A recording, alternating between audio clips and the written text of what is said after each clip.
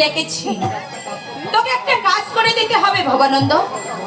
বলো বলো কর্তাবা, কি করতে হবে আমাকে? তোকে একবার ওই ওরাকান্দি ঠাকুর বাড়িতে যেতে হবে। শ্রী শ্রী হরিচাঁদ ঠাকুরের একটি প্রতিচ্ছবি এনে দিতে হবে। দেব, কিন্তু কিন্তু জমিদার বাবু যদি জানতে পারে তাহলে যে আর রক্ষে নেই। কেউ জানবে না।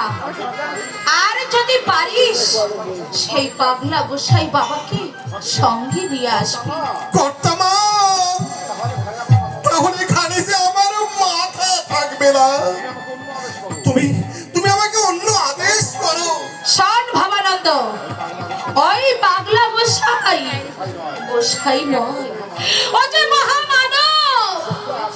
যদি স্বেচ্ছায় আসতে না চায় তাহলে পায়ে ধরে নদী ভরে বলবো, ওগো গোসাই, ওগো প্রাণের ঠাকুর, ওগো ভক্তের দেবতা, ভক্তের মান রক্ষা করতে তোমাকে যদি একবার যেতে হবে উলপুর জমিদার বাড়িতে।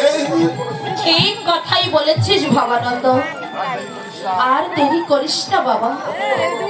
ভক্তি আর রচনা করে আমি তার আশার পথ পানে বসে থাকবো। নিশ্চয়ই তিনি আমার মনের স্বাদ পূর্ণ করবে, আমার মনের স্বাদ পূর্ণ করবে। আমার উপরের স্বাদ পূর্ণ হবে। আমি সিধা ওরাকান্দি যাব, পুরাণ ভরে আমি ঠাকুর দর্শন করব, আর মনের আনন্দে বলবো হরিবল হরিবল হরিবল। আর মনের সুখে গাইব হরিবল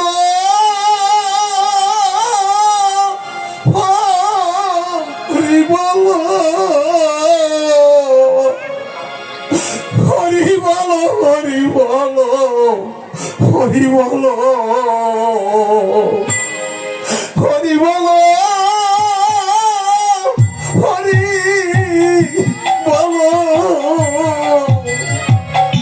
হরিবল হরিবল হরিবল হরিবল।